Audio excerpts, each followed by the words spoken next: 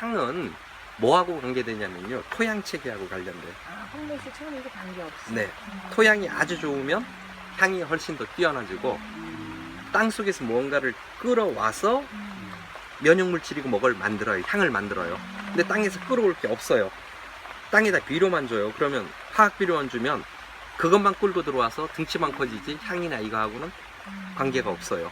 근데 거기다가 유기물도 집어넣고 숯도 집어넣고 이렇게 되면 어떻게 되냐면 많은 걸 끌고 들어오면서 다양한 향이 나요. 그래서 새콤달콤한 향이 나게끔 유도를 해야 되고 그것이에요.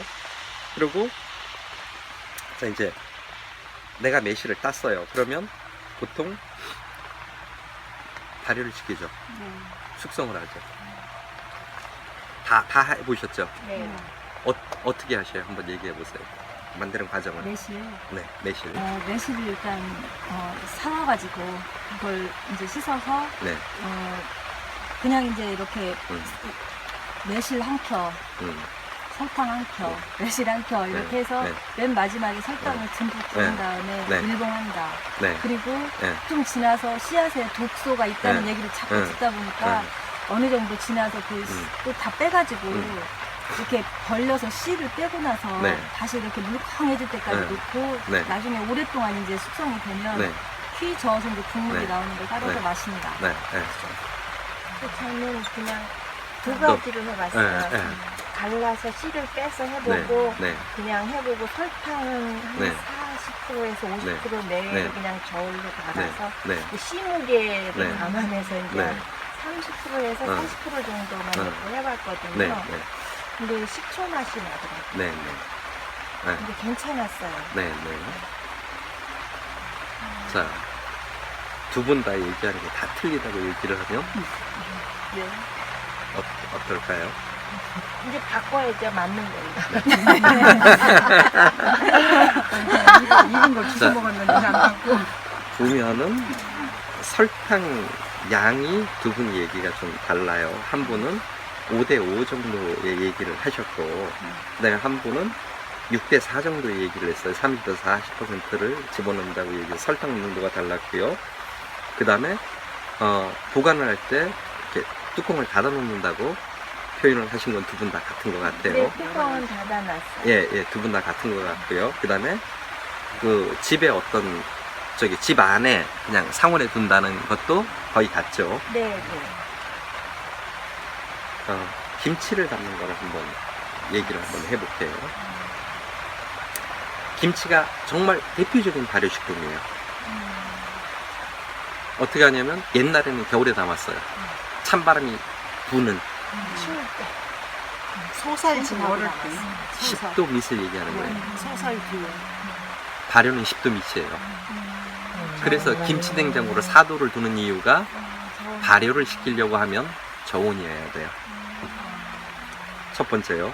온도가 안 맞은 거예요.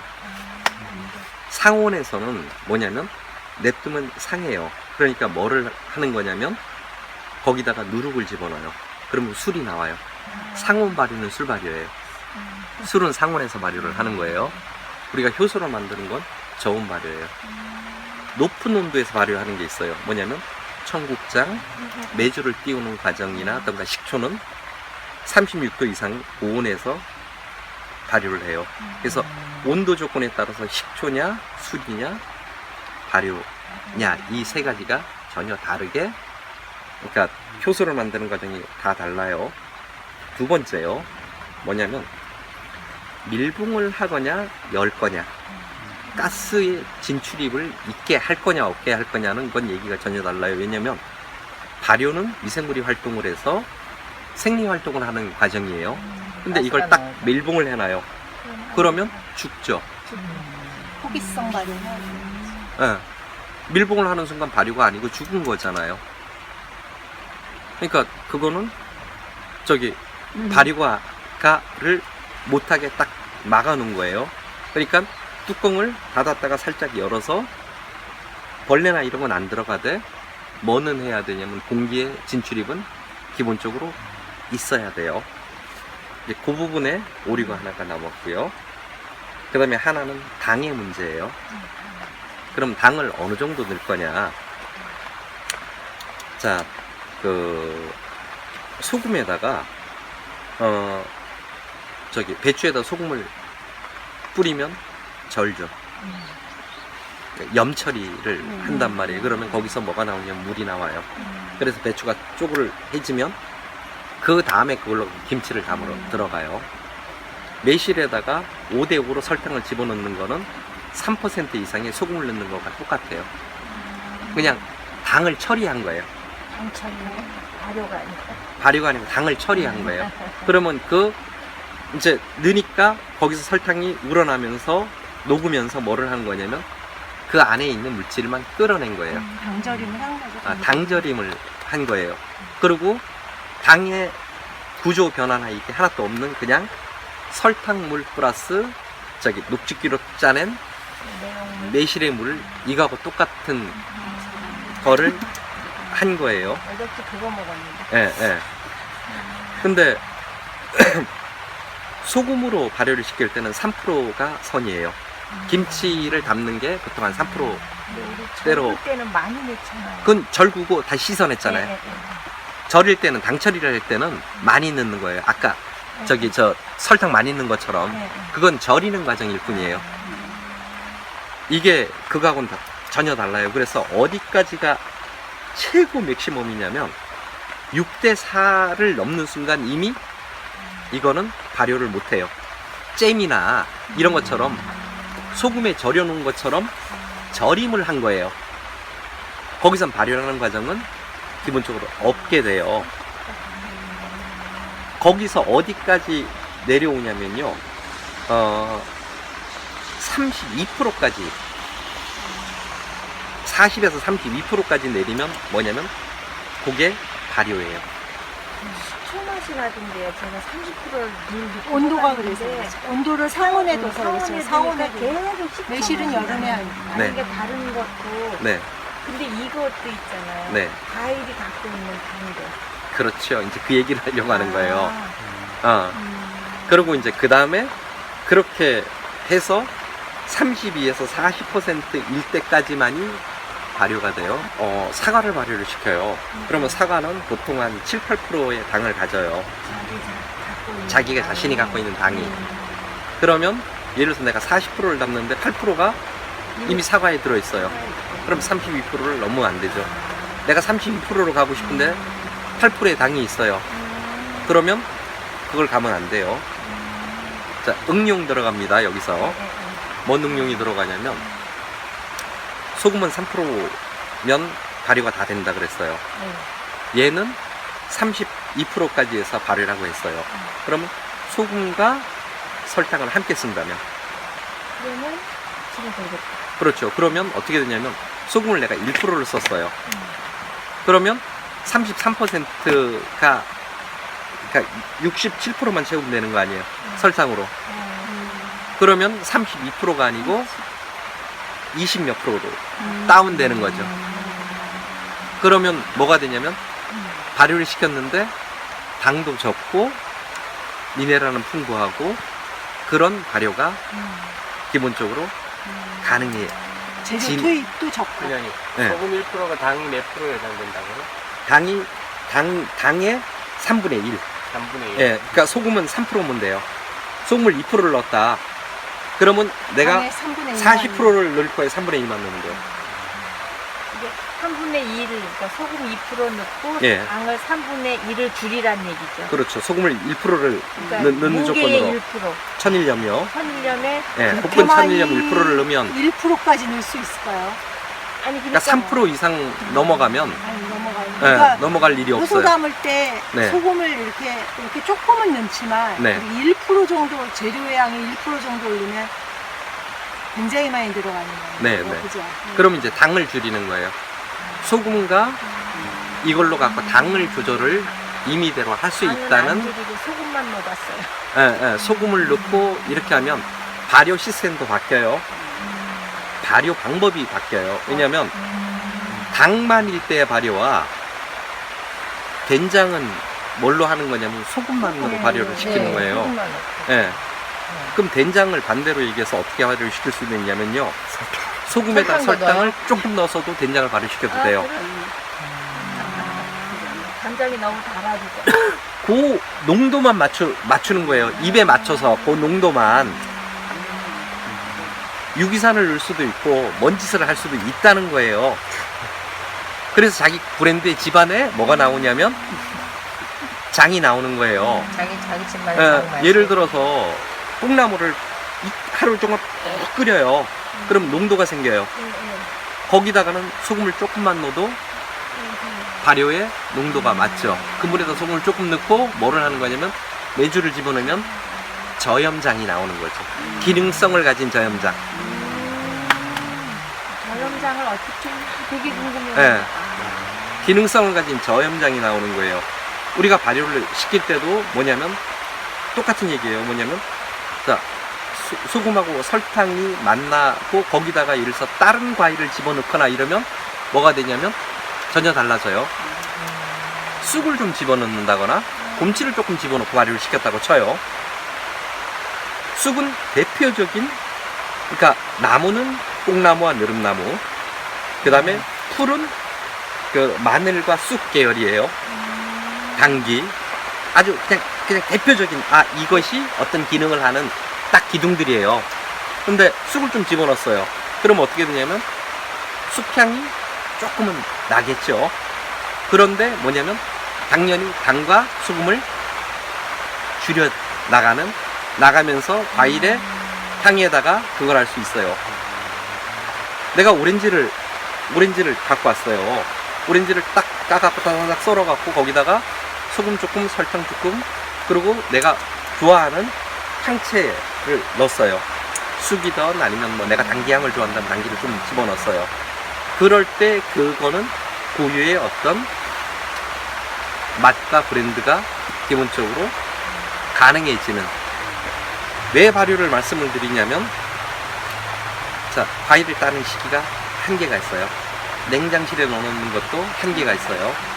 그러면 얘를 장기 보존을 하면서 1년간 이걸 나눠야 되는데, 그 방식의 발효라는 과정이 가장 합리적인 방법이고, 그리고 이거를 어떻게 발효를 시켜야 되느냐, 그냥 당 처리를 해서 말도 안 되는 음식을 먹을 것이냐, 아니면 그 당 처리를 통해서 엄청나게 몸에 이로운 것을 끊어낼 것이냐, 이제 그 얘기를 지금 가는 길이고요. 그래서 그 김치 냉장고에다가 숨 쉴 수 있게 살짝 해주고, 그리고 거기다가 소금 한 1%, 적당량, 내가 원하는 특정한 좋은 향이 있으면 그것까지 뭐 이렇게 뭐 산나물이든 뭘 집어넣고, 그러고 발효를 시켜요. 매실을. 자, 그런데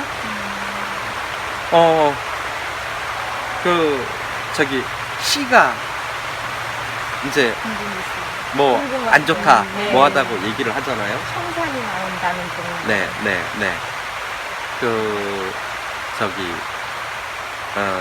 예를 들어서 발효를 시키는데 해로운 물질이 나왔어요.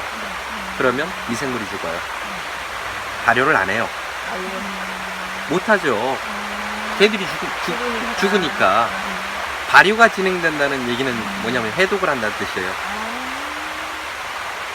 그러니까 그게 미생물이 죽으면 그 맛이나 이게 썩은 냄새가 예, 난다는 예, 발효 거죠. 자체가 안 돼요. 안 되고. 네. 그럼 됐다는 거네, 우리가 먹는 거. 네. 걔들이 죽어야죠, 미생물이. 안 좋고 새콤하고 달콤하고, 그러니까 발효가 된 건 김치 맛처럼 새콤해야 되고, 요구르트처럼 새콤한 맛이 안 난 거는 그냥 엑기스의 새콤한 것하고 요구르트나 김치의 새콤한 맛은 달라요. 그 맛이 나야지 발효가 된 거예요. 그러니까 매실 하시는 분들이 우리한테 어떻게 매실을 팔았냐 하면요. 네. 파래야 효능이 좋고 익은 건 성분이 네. 하나도 없다고 이러고 네. 청매실 우리한테 예, 팔았거든요. 예, 예. 그건 보존하기 위한 방법일 뿐이에요.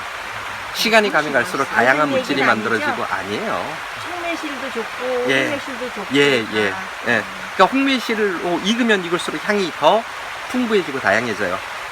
근데 내가 처리하기 좋을 때 적당한 선에서 그냥 따면 그게 대답인 거지, 뭐 홍매실이 뭐 성분이 다 사라지고 이건 없어진다고 파랬을 때 아니에요. 먹으라고 뭐든지. 전혀 관계없는 그 얘기들이고요. 예. 음. 그래서 내가 그 발효를 잘 해놓게 되면 뭐냐면 장기 숙성이에요. 장기적으로 이거를 1년이고 2년이고 쓸 수가 있는 그게 만들어지고요. 그 다음에 씨나 이런 거 뗄 필요 전혀 없어요. 그리고 혹시 매실을 따서 내가 발효를 한다 그러면 청매실이라 그러면요. 씨가 다 굳기 전에 해야 돼요. 다 굳기 전에. 듣기 전에. 지금 좀 딴 건 씨가 굳었어요.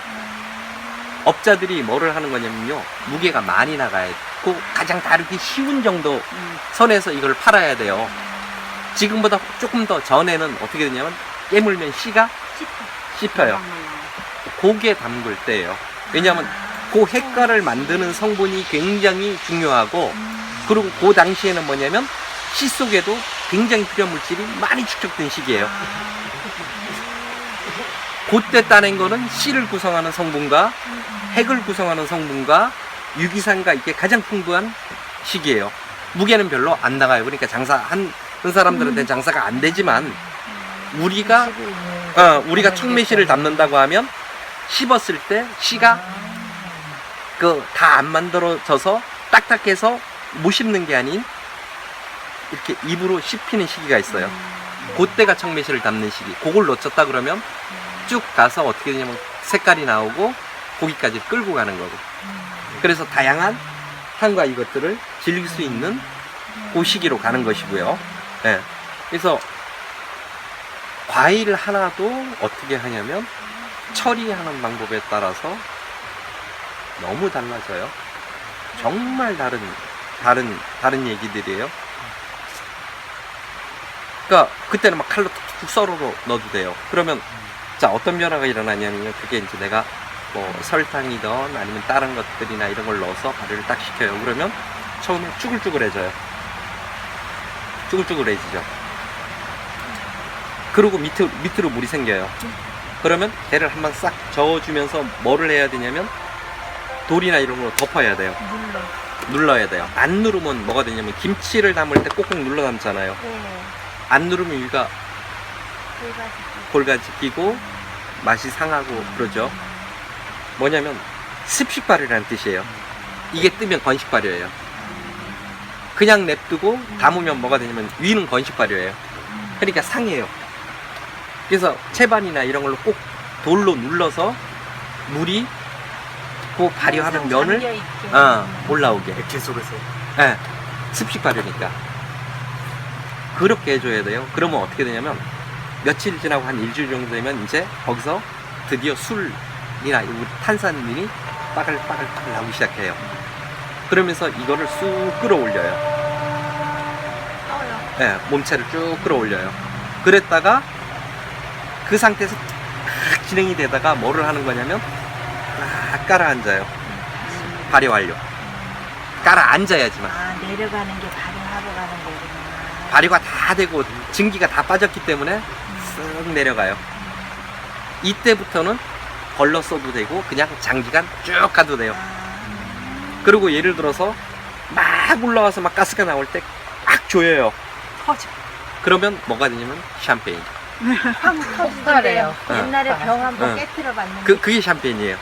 그게 적당한 그 탄산을 가지고 있을 때 뚜껑을 딱 했다가 땅 터뜨리는 게 샴페인이에요. 와인도 처음엔 어떻게 하냐면 큰 통에다 놓고 발효를 시켜요. 가스를 막 발생시키고 이렇게 해요. 그래서 한 달 정도 발효를 한 다음에 어떻게 하냐면 쌀 따라요. 그리고 병에다가 넣고 뚜껑을 딱 닫아서 이건 숙성 단계. 그러니까 붕 떴다가 깔아앉는 단계부터는 이미 숙성이에요. 깔아앉기 전에 뚜껑 막으라고요? 샴페인 만들어. 그건 샴페인이에요. 그걸 딱 꺼내갖고 뚜껑을 잘 만들어서 딱 놓으면 그게 샴페인이에요.